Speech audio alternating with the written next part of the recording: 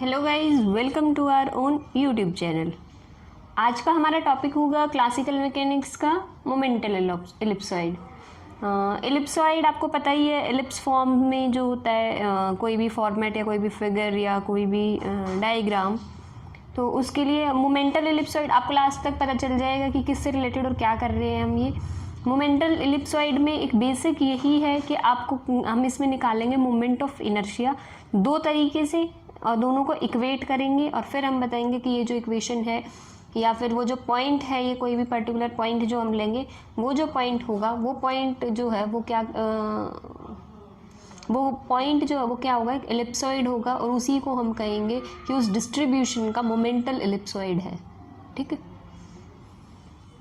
तो शुरू करते हैं।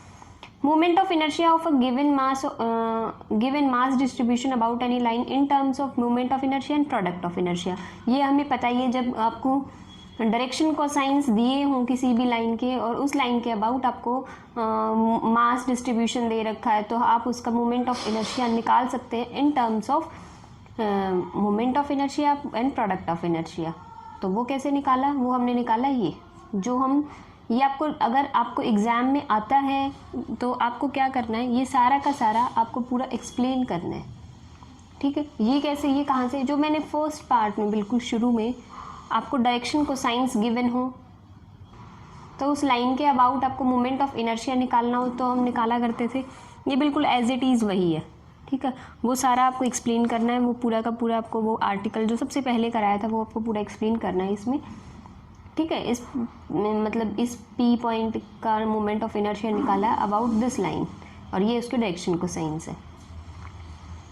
ठीक है, तो पॉइंट पी है वो क्या है, एक्स वाई जेड, उसके कोऑर्डिनेट्स हैं पी पॉइंट के, जो इसी लाइन पे है ये, जिसकी डायरेक्शन को साइंस हमें गिवन थी। अगर किसी भी बॉडी का, तो उसमें क्या होगा कि वो जो पी पॉइंट है उसका मोमेंट ऑफ इनर्शिया जो है, अगर इसके डायरेक्शन को साइंस आपको गिवन है, ये आर वेक्टर जो है वो क्या है, ओ पी, और OP इसमें क्या होगा, वो जो मोमेंट ऑफ इनर्शिया है वो इन्वर्सली प्रोपोर्शनल होगा इस OP की लेंथ के स्क्वायर के।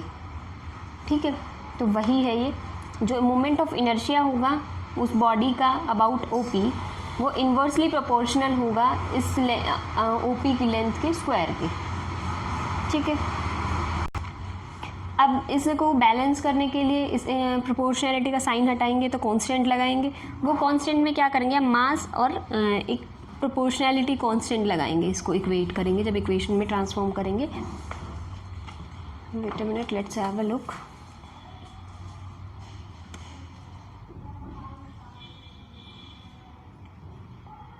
Here it is.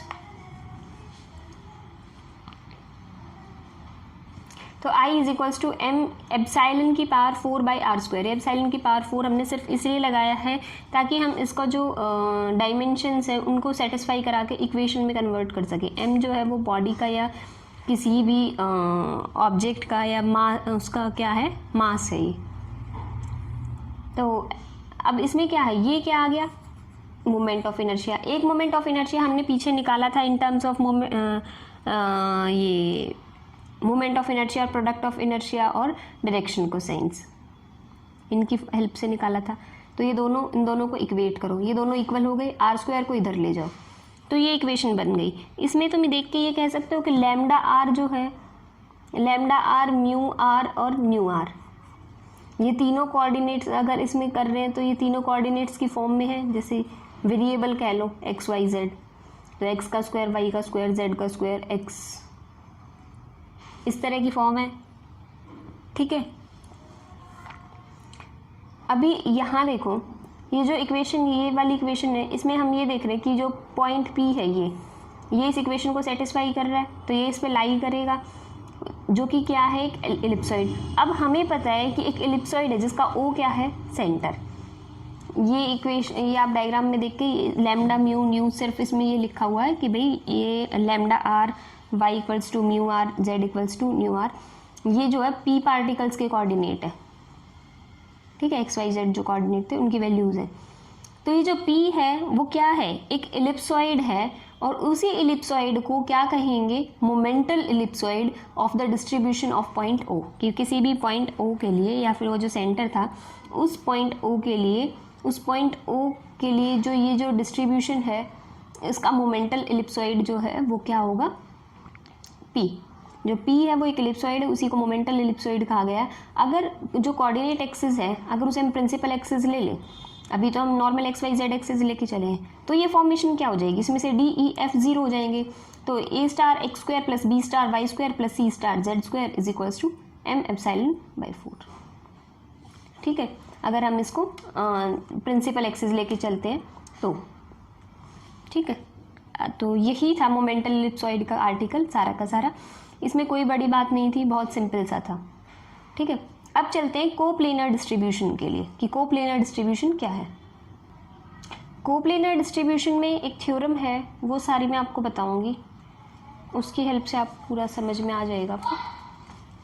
देखो, show that for a 2 dimensional mass, 2 dimensional है तो एक्स और वाई वाला हम ले लेंगे और जेड इक्वल्स टू 0 के लिए मान के चलेंगे। ठीक है, तो 2 डायमेंशनल मास डिस्ट्रीब्यूशन है। One of the principal axis at O is inclined at an angle theta to x axis through O. ठीक है, थीटा एंगल से वो principal axis, one of the principal axis at O is inclined at an angle theta. आगे बताऊंगी x y z axis बनाना, उसमें theta का जो है वो चेंज ले लेना, मूवमेंट या रोटेशन ले लेना। चलो आगे बताती हूँ। Where tan 2 theta is equals to this, where A, B are moment of inertia about reference axis through O and F I is principal product of inertia about reference axis through O। ठीक है, तो second part बाद में पढ़ेंगे, पहले first part आता है हमें, तो फर्स्ट पार्ट समझ में आ गया कि मीनिंग क्या है, वो सारा हम करेंगे। ठीक है, सारा का सारा फर्स्ट पार्ट पहले सॉल्व करेंगे और सारा, एक मिनट, हाँ, तो फिर सेकंड पार्ट शुरू करेंगे उसके बाद। तो फर्स्ट पार्ट के लिए चलते हैं। फर्स्ट पार्ट में सबसे मतलब वही है, tan 2 थीटा इक्वल्स टू, ये हमें प्रूव करना है, tan 2 थीटा इक्वल्स टू जो पीछे लिखा हुआ था 2f बाई बी माइनस ये हमें प्रूव करना है। प्रूफ के लिए चलते हैं। एक्स वाई जेड एक्सिस बनाया, जेड एक्सिस है नहीं 2 डायमेंशनल में, एक्स वाई एक्सिस बनाया, थीटा एंगल ऑफ रोटेशन है, तो एक्स डैश और वाई डैश ये इसके प्रिंसिपल एक्सिस है। Let m be the mass of particle placed at point P. ठीक है, किसी पी पॉइंट पे ये कोई पॉइंट है, इस पी पॉइंट पे ये पार्टिकल है जिसका मास जो है वो स्मॉल एम है। तो इस ओ एक्स के रिस्पेक्ट में इसका मोमेंट ऑफ इनर्शिया क्या होगा, ए, मतलब एक्स के रिस्पेक्ट में होता क्या था, a summation m y square plus Z square होता था। जेड स्क्वायर तो है ही नहीं, जेड की वैल्यू तो 0, तो एम वाई स्क्वायर। बी की वैल्यू क्या होगा, summation m x square. Product of inertia O x और ओ वाई के रिस्पेक्ट में क्या होगा, समेशन एम एक्स वाई। इसको क्या बोलते थे, एफ। ठीक है, ए बी एफ हमने पहले लिख लिए, जो जो हमें ये चाहिएंगे इसमें कि क्या क्या कुछ होते थे। अब रोटेशन कितने डिग्री से है, थीटा एंगल से है with the x axis. X axis के साथ थीटा का एंगल बनाएंगे और इतने से रोटेशन करेंगे। अब ये नया कोऑर्डिनेट सिस्टम बन गया, ये प्रिंसिपल कोऑर्डिनेट सिस्टम मान लो, प्रिंसिपल एक्सिस मान लो। पहले ये एक्स वाई कोऑर्डिनेट सिस्टम था, अब इसे भूल जाओ, अब ये नया बन गया।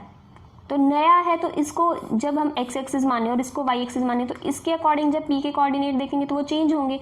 लेट कर लिया इसके अबाउट, इसके coordinate x dash y dash है। ठीक है, इसके अबाउट इसके कोऑर्डिनेट क्या है, x dash y dash, such that x dash की वैल्यू होगी x cos theta plus y sine theta और वाई डैश की वैल्यू होगी minus x sine theta plus y cos theta. कि हमने इस तरह के कोऑर्डिनेट जो पी है वो लिया है, वो जो थीटा है वो पी इस तरह का था, ताकि वो जो नया सिस्टम बना है वो एक्स डैश वाई डैश, उसमें ये जो एक्स डैश और वाई डैश है वो उनकी वैल्यूज़ क्या है, ये है। अब फिर से हम मोमेंट ऑफ इनर्शिया निकालेंगे अबाउट दिस कोऑर्डिनेट सिस्टम। ठीक है, तो O x dash I O x dash moment of inertia निकालते हैं एक्स डैश के रिस्पेक्ट में। जब एक्स के रिस्पेक्ट में था तो क्या था, समेशन एम वाई स्क्वायर। अब एक्स डैश के रिस्पेक्ट में तो summation m y dash square, क्योंकि जेड वाला टर्म तो यहाँ भी 0 ही है, 2 डायमेंशन में ही काम हो रहा है। तो वो क्या हो गया, एम वाई डैश का स्क्वायर। वाई डैश की वैल्यू पुट की, स्क्वायर है y cos theta minus x sine theta. इसका स्क्वायर ओपन किया, स्क्वायर ओपन किया तो ये आ गया। समेशन एम वाई स्क्वायर क्या होगा, a. Summation m x square क्या होगा, b. Summation m x y क्या होगा, एफ। सिर्फ वैल्यूज पुट की है ए बी और एफ की। ठीक है, अब निकालते हैं वाई डैश के रिस्पेक्ट में। वाई डैश के रिस्पेक्ट में क्या होगा, अब तुम खुद से देखो, जब एक्स डैश तक पहुंचा तो क्या था, थीटा। और अगर यहाँ से हमें वाई डैश पे पहुंचना पड़े तो क्या होगा, 90 प्लस थीटा। ये पूरा एंगल, ठीक है। एक्स के साथ तो हमें पता चल गया था थीटा एंगल है। जब वाई डैश तक पहुंचेंगे तो 90 और प्लस होके पहुंचना पड़ेगा। तो क्या करें, एक काम करो, जहाँ जहाँ थीटा है वहाँ वहाँ रिप्लेस कर दो, π/2 plus theta, π/2 plus theta, π/2 plus theta and π/2 plus theta. Values यहाँ पुट करोगे तो ओ वाई डैश आ जाएगा, ठीक है। मोमेंट ऑफ इनर्शिया निकल गया। अब निकालते हैं इसी के रिस्पेक्ट में product of inertia. Product of inertia क्या निकालेंगे, अभी देखो प्रोडक्ट ऑफ इनर्शिया फॉर्मूले से निकालेंगे। वैसे प्रिंसिपल एक्सिस का प्रोडक्ट ऑफ इनर्शिया मैं बता चुकी हूँ क्या होता है, जीरो। तो एक बार फॉर्मूले से निकालेंगे फिर जीरो के इक्वल पुट करेंगे कुछ ना कुछ, ताकि हमें वैल्यूज मिल पाए। तो product of inertia x dash और वाई डैश के रिस्पेक्ट में होगा क्या, summation m x dash y dash, यही होगा। एक्स डैश की वैल्यू पुट करो, वाई डैश की वैल्यू पुट करो, दोनों का प्रोडक्ट करो। प्रोडक्ट करने के बाद यहाँ पहुँच गए, ठीक है। ये सारा सिर्फ प्रोडक्ट कर रखा है, कुछ नहीं कर रखा है हमने, ठीक है। तो सारी वैल्यूज़ पुट की, प्रोडक्ट करने के बाद कर सकते हो आराम से, 2 की मल्टीप्लाई इन 2 की, तो ये आ जाएगा। समेशन एम एक्स वाई बने तो एफ पुट कर देना, समेशन एम वाई बने तो ए पुट कर देना, समेशन एम एक्स स्क्वायर बने तो बी पुट कर देना, ठीक है। तो ये चीज़ बन रही थी, हमने ये वैल्यूज़ पुट कर दी, आ गई ये इक्वेशन। अब हमें क्या पता है कि product of inertia about principal axis is 0, so equate this equation with 0. So this is equals to 0. Half sine 2 theta a minus b is equals to, इसको इधर ले गए, minus f cos 2 theta, sine 2 theta divided by cos 2 theta, इसको 2 को उधर ले गए, minus 2f by a minus b, a minus b का लिख दिया b minus a, minus common लिया तो माइनस से माइनस कैंसिल हो गया, ठीक है। तो क्या आ गया, sine 2 theta by cos 2 theta, tan 2 theta, 2f by b minus a, ठीक है। एक्चुअली हमें यही प्रूव करना है वैसे तो। अब इन्होंने ये बता रखा है कि ए और जो एक इक्वेशन या सोल्यूशन सेटिस्फाई करा रखा है P x dash y dash से, वो लेट कर लिया, वो अल्फा है। तो 10 2 alpha is equals to 2f by b minus a sine 2 alpha is equals to 10 2 alpha plus π/2। सिर्फ ये बता रखा है कि ये जो सोल्यूशन, अगर अल्फा सोल्यूशन होगा तो अल्फा प्लस π/2, ये दोनों भी जो थीटा की वैल्यू होंगी ये दोनों उसके सोल्यूशन होंगे, ठीक है। तो ये सिर्फ सोल्यूशन के लिए कर रखा, अदरवाइज ये तो चीज़ यहाँ प्रूव हो गई है।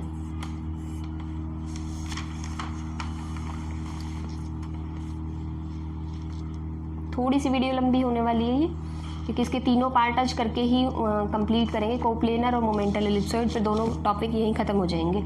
उसके आगे आयलर इक्वेशन करेंगे।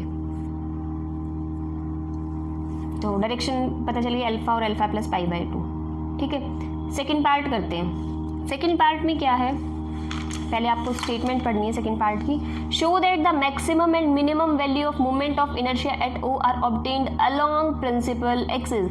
मैक्सिमम और मिनिमम वैल्यू निकालनी है हमें। तो मैक्सिमम और मिनिमम वैल्यू कैसे निकालेंगे, product of inertia principal axis लेके आए थे।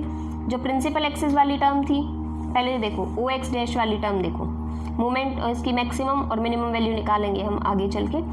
तो पहले ये देख लो, ओ एक्स डैश ये थी, इसकी वैल्यू पुट की, कोस स्क्वायर थीटा को हम लिख सकते हैं 1 प्लस कोस 2 थीटा बाई 2, क्योंकि हमें पता होता था कोस 2 थीटा क्या होता है, 2 cos square theta minus 1, yes सही। कॉस 2 थीटा की एक और टर्म होती थी 1 माइनस 2 साइन स्क्वायर थीटा, ठीक है। इन दो चीज़ों को यूज़ करेंगे। तो कॉस स्क्वायर थीटा की जगह क्या लिख सकते हो, 1 प्लस कोस 2 थीटा बाई 2, और साइन स्क्वायर थीटा की जगह 1 minus cos 2 theta by 2। Sine theta 2 sine theta cos theta sine 2 theta, ठीक है, इसको हटा भी दो। 2 sine theta cos theta is sine 2 theta, ये कॉमन के लिए आगे हेल्प करेगा इसलिए लिखा हुआ है। अभी देखो अंदर मल्टीप्लाई करो a को, तो क्या होगा, a/2 plus a into cos 2 theta by 2 plus b/2 minus b into cos 2 theta by 2 minus 2f/2 sine 2 theta. जो कॉस 2 थीटा वाले उनको एक साथ लिखो, जो बिना कॉस और साइन वाले उनको एक साथ लिखो, जो साइन 2 थीटा वाले उनको एक साथ रखो। हाफ कॉमन ले दो सब में से, ठीक है। ये वाला अलग चल रहा है, इन बचे हुए में से क्या करो, 1/2 कॉमन लिया, 1/2 कॉमन लिया तो अंदर ये बच गया।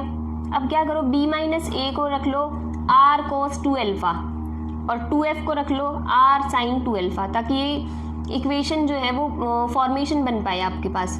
तो क्या बनेगा, ताकि आपको कॉस m माइनस एन या a माइनस बी या x माइनस वाई जैसे भी तुम करते हो, इस तरह की फॉर्मेशन। इसका फॉर्मूला क्या होता था, कॉस a माइनस बी का formula cos a cos b plus sine a sine b। अगर इसको कॉस की फॉर्मेशन में लिख ले और इसको साइन की फॉर्मेशन में, तो हो जाएगा cos a cos b plus sine a sine b। ठीक है, तो b माइनस a की वैल्यू रखी r कॉस 2 अल्फा और 2f की वैल्यू रखी r sine 2 alpha. Values put की तो क्या बन गया, r यहाँ से कॉमन लो, r है क्या b माइनस a का स्क्वायर प्लस 4f का स्क्वायर। r यहाँ से कॉमन लोगे तो क्या बनेगा, cos a cos b plus sine a sine b। क्या फॉर्मूला होता है, cos a माइनस b। ठीक है, तो यहाँ a का काम 2 अल्फा कर रहा है और b का काम 2 थीटा कर रहा है। तो यहाँ तक आ गए, ओ एक्स डैश आ गया। सिमिलरली में तुम ओ वाई डैश निकाल सकते हो। ठीक है, जब तुम ऐसे ही करोगे तो ओ वाई डैश भी आ जाएगा। ओ वाई डैश की वैल्यू आएगी ये। ठीक है, बस यहाँ माइनस की जगह प्लस आएगा, सारा सेम आएगा। अब तुम्हारे पास ओ एक्स डैश भी आ गया और ओ वाई डैश भी आ गया। हमें क्या निकालना है, मिनिमम और मैक्सिमम।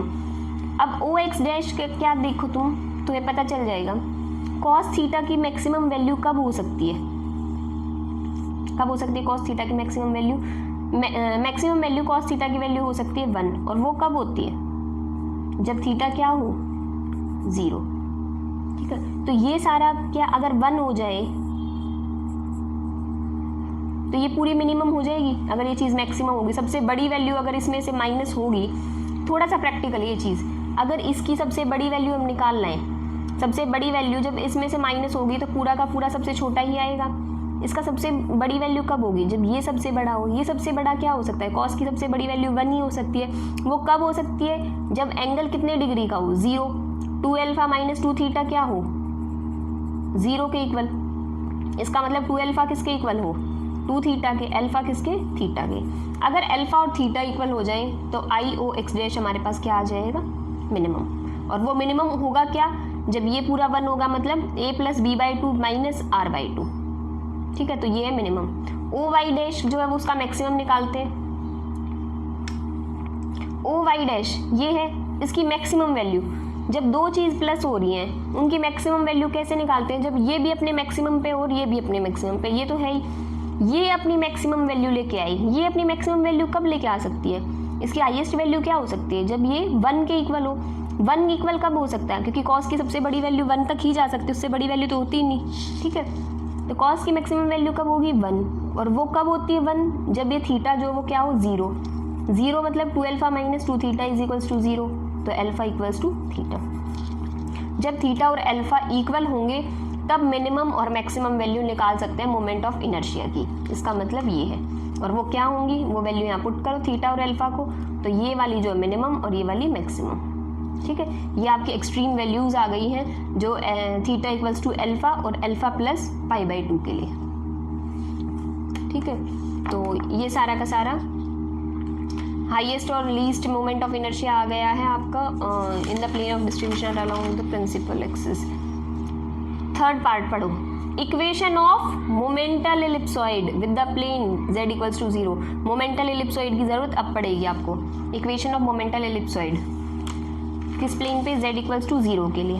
अब हमें पता है कोप्लेनर डिस्ट्रीब्यूशन है, तो z axis through o is normal to the plane of distribution. अब इसका हमें पता है c equals to a plus B, d की वैल्यू 0, e की value 0।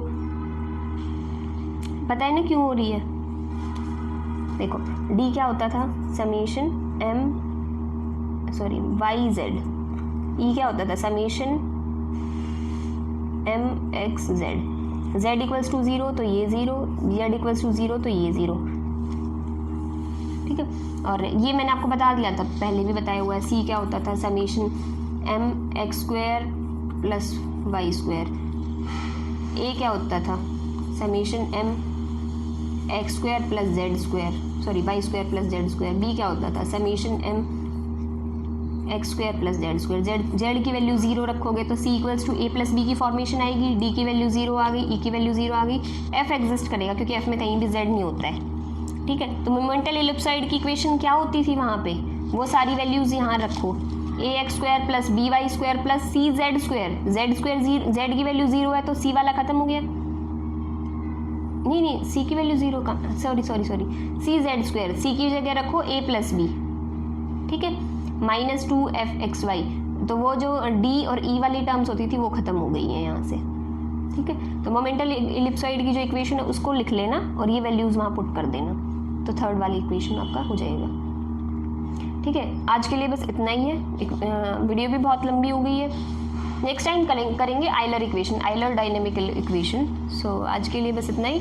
Thank you guys for watching my video. If you like it, please like, share and subscribe my channel. If you have any doubt, any query, you can message me on Instagram or ask your question in the comment section. So thank you guys.